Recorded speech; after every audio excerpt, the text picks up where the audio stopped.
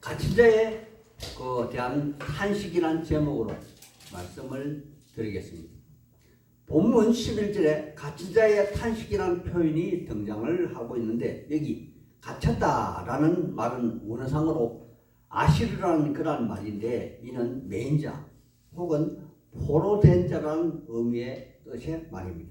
그러므로 시인은 오늘날 우리가 잘 알고 있는 신약 성경의 고린도후서 4장 8절 사도 바울 사도의 표현처럼 사방으로 우겨싸움을 당한 그러한 상태라 아무런 저항도 대책도 없이 다만 마음속으로 뚫어진 하늘을 향하여 기도밖에 할 수 없는 다른 대안이 없는 그런 상태를 단적으로 표현한 참으로 비통하고도 참담한 그러한 현실적인 그러한 표현일 것입니다. 그렇다면 이 시편의 배경은 내용상으로 보아서 아마 북이스라엘이 아수르에 의해서 이미 멸망하여 없어졌고, 또 남유다마저 바벨론의 침공으로 성전이 유린당하고 성소를 지키는 제사장들은 적들의 칼날에 죽임을 당하고, 백성들은 포로로 머나먼 바벨론 땅으로 끌려가 노예의 삶을 살아야만 했던 그런 참담한 시간의 어떤 시점일 것입니다. 따라서 이 시기를 성경 기자는 열왕기하 25장에 그리고 역대하 36장에 자세하게 기록하고 있는데, 백성들은 칼날에 죽고 불에 타 죽고 시드기야 왕은 아들은 처참하게 죽임을 당하는 모습을 보고, 또 두 눈이 왕은 빼임을 당하여 그러한 고통의 시간을 영원히 간직하라고 철저하게 죽임을 당한 그러한 고통의 시간의 어느 정점의 시편이라 추정이 됩니다. 그러므로 시인은 어쩌면 악에 받쳐서 그들 자신의 구원을 넘어서 적을 저주하기도 하는 하나님께 드리는 어쩌면 성경에 전혀 어울리지 않는 참으로 암담함을 표현하는 신의 마음을 표현한 일종의 저주시라고 할 수도 있을 것입니다. 하나님의 사람들이요, 오늘날 우리 주변에 있는 교도소에 가면 대다수의 죄인들은 자신은 아무런 잘못이 없는데 모함으로 잘못된 판단으로 우발적인 행동으로 감옥에 갇혀 영의 몸이 되었다고, 정말 감옥살이가 억울하다고 주장한다고들 합니다. 그리고 그 사람들의 대부분 주장은 나가기만 하면, 출소하기만 하면 반드시 무엇을 철저하게 2배로 7배로 갚아줄 것이다 라고 그렇게 주장한다고 합니다. 이 말은 다른 말, 즉 제3자의 말로 한다면 자기 잘못을 인정하지 않고 자신을 뒤돌아보지 않았다는 그러한 다른 말일 것입니다. 바로 오늘 시편이 그러한 초보의 신앙인의 모습을 보이고 있다는 것이며, 오늘날 나 중심의 자의식에 벗어나지 못하고 있는 추한 우리의 모습, 나의 모습이기도 할 것입니다. 하지만 그럼에도 불구하고 오늘 시편을 기록한 시편 기자는 하나님의 이름을 부르고 있습니다. 그러므로 그는 하나님의 사람입니다. 본문을 몇 단락으로 나누어서 살펴보겠습니다. 첫째 단락 1절에서 4절 말씀으로 비참한 현실에 대한 불평, 불만을 시인은 하나님께 토로하는 그런 내용입니다. 1절 말씀에 초보의 신앙인의 눈으로 보기에 아주 안타까운 것은 하나님을 모르는 이방인들이 침공하여서 하나님의 성전을 더럽히고 하나님의 백성들이 거주하는 예루살렘, 즉 평화의 도시를 유린했다는 것입니다.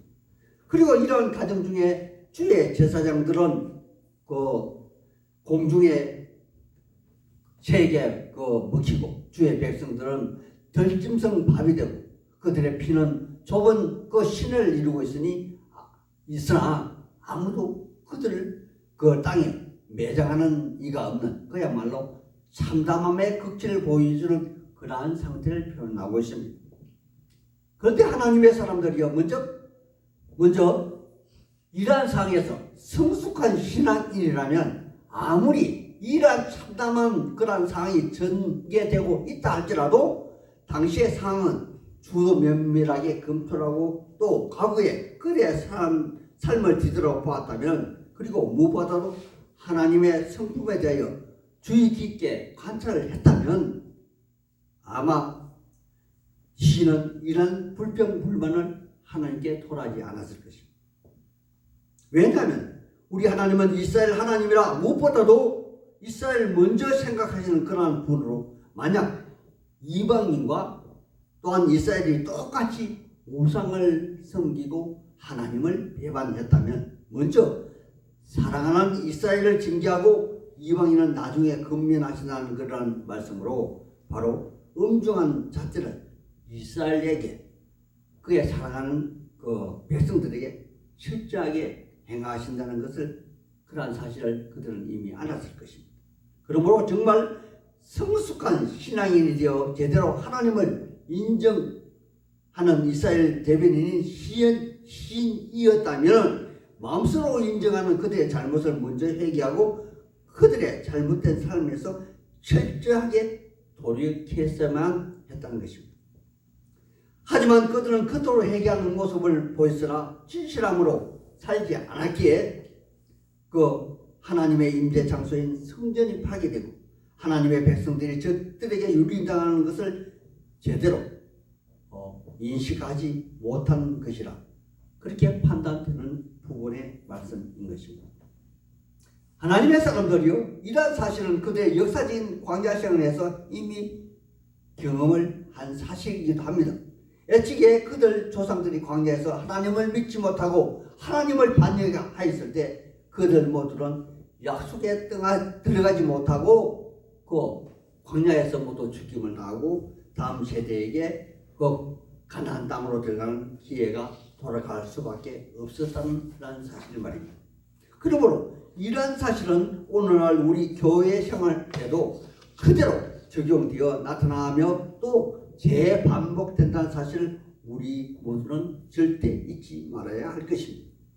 두 번째 단락으로 하나님을 의심하는 그들의 신앙을 표현한 5절에서 7절 말씀입니다.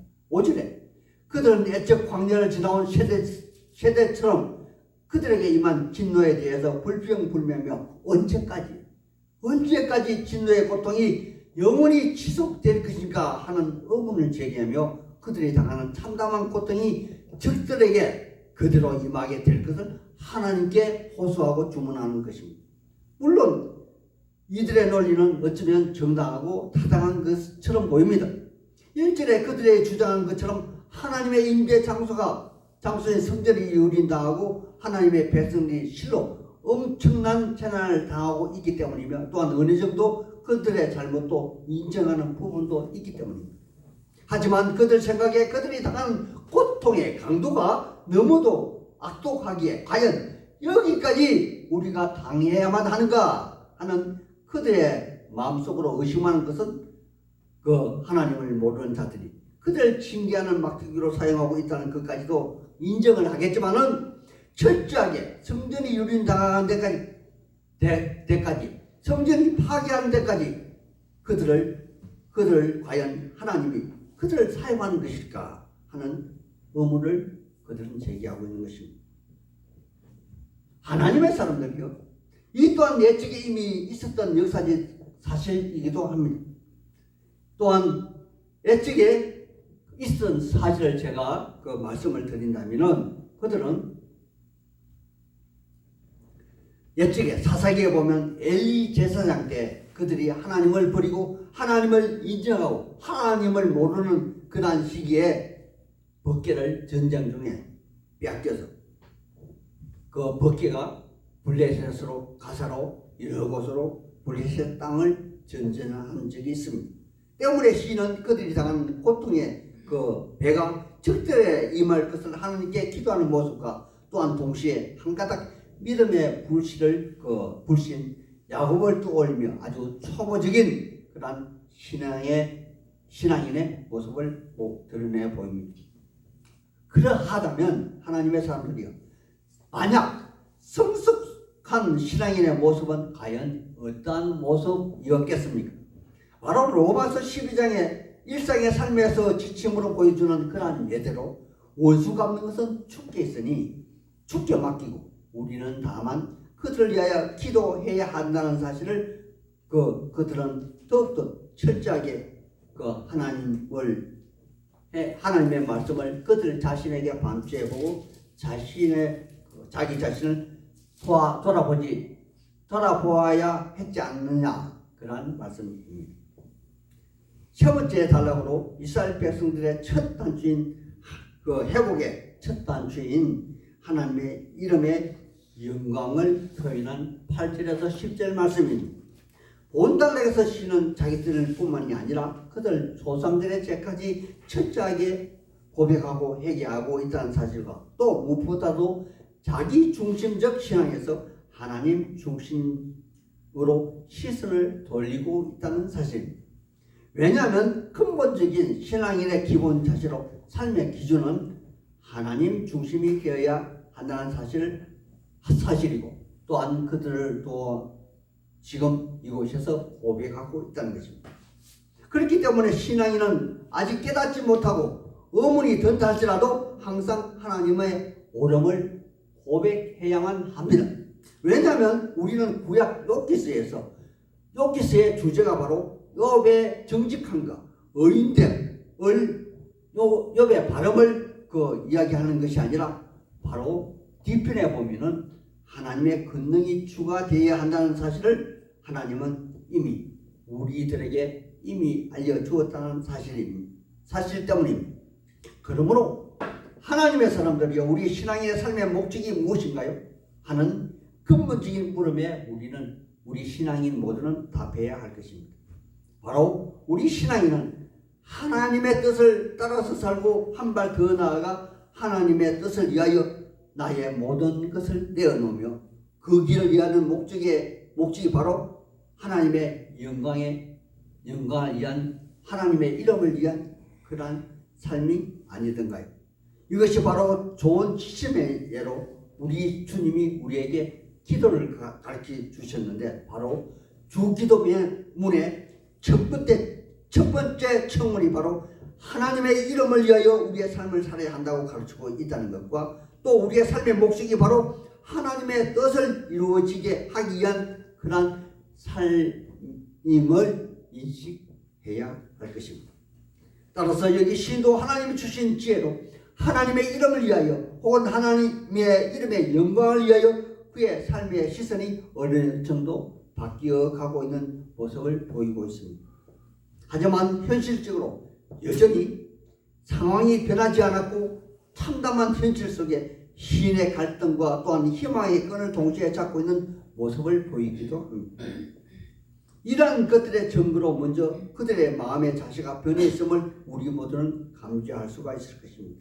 또한 이러한 마음의 자세가 바로 시인이 오늘 우리에게 보여주고 알려주고 싶은 그런 본 모습으로서 이스라엘 구원이 결단코 그들의 편리하고 평안한 삶을 위한 것이 아니라 하나님의 이름의 영광을 위함이라 시인은 참지를 깨닫고 가는 그런 과정임을 고백하는 것이며 또한 그것을 우리에게 알려주는 것입니다. 마지막으로 주의 크신 능력이 보존점을 나타내주는 11절에서 13절의 말씀입니다. 하나님의 사람들이요, 제가 앞서 말씀을 드린 것처럼 시인은 아직도 성숙한 신앙인의 단계까지는 나아가지 못한 것 같습니다. 그러나 상황은 있는 그대로 인식하고 현재에 주어진 참담한 삶에서 불평불만이 문제가 아니라 하나님의 이름의 영광을 위한 그들의 구원의 노래하는 모습에서 그리고 모든 것이 앞서서 하나님의 성전의 회복과 민족의 소생을 노래하는 모습에서 위대한 신앙인의 모습을 조금이나마 볼 수가 있다는 것입니다. 당시 바벨론 포로 시절 그리고 역사가 요세푸스의 글에서 우리 모두는 성전에 파괴된 참담한 그러한 모습을 조금이나마 알 수가 있습니다. 만약 우리도 그러한 모습을 눈으로 보고 피부로 느끼고 또 이 상황이 그런 상황 속에 우리가 살아간다면 아마도 우리는 적들을 저주하며 또 시인의 모습처럼 그렇게 우리도 그렇게 하지 않았나 그런 생각도 듭니다. 하지만 그럼에도 불구하고 우리 모두는 믿는 모두 성도는 창조주 하나님의 선택된 그런 백성으로서 에레미야 선지자가 노래한 에레미야 1장 3절에서 5절에 그들의 참담한 함의 결과에 그들의 죄가 그래 많음이라 그렇게 고백하는 탄식이 먼저 이어야 한다는 것입니다. 그러므로 시인은 고통받는 자의 해방뿐만이 아니라 동시에 그들을 괴롭히는 자들에 대한 심판이 하나님의 공의로부터 출발된다는 것을 인식하고 또한 그에 따른 탄식을 해야 할 것입니다. 이러한 확고한 소망의 신앙은 철저하게 하나님은 이스라엘 하나님이시라는 것과 또한 그들은 철저하게 하나님의 백성이며 또한 그들은 하나님이 기르시는 양이란 그런 인식 아래에서 하는 탄식이어야 한다는 것입니다. 이제 말씀을 마치려 합니다. 오늘 시인이 다소 과한 청을 한 것으로 추정이 되나 그 이면에는 철저하게 하나님은 이스라엘 하나님 아니에요. 오늘 우리의 하나님, 나의 하나님이란 전제하에 이루어진 청음으로써 우리 크리스찬은 신장 언제나 신실한 하나님을 찬양해야만 합니다.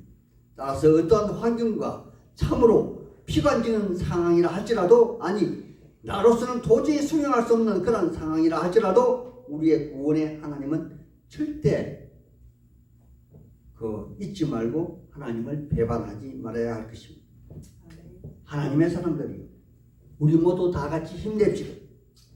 오늘 시편처럼 적들이 나를 괴롭히는 것뿐만이 아니라 나의 가장 가까운 이웃, 아들, 딸, 남편, 아내가 나를 훈련시킨다 할지라도 어쩌면 나의 아직도 미성숙한 모습을 하나님이 이들을 통해서 다듬고 계시며 또 그들보다 나의 죄성을 먼저 살피시는 참 신자 되기를 우리 모두가 우리의 이러한 신앙인을 갖기를 우리 모두 예수님 이름으로 소망하고 또한 축복의 말씀을 드립니다. 아멘.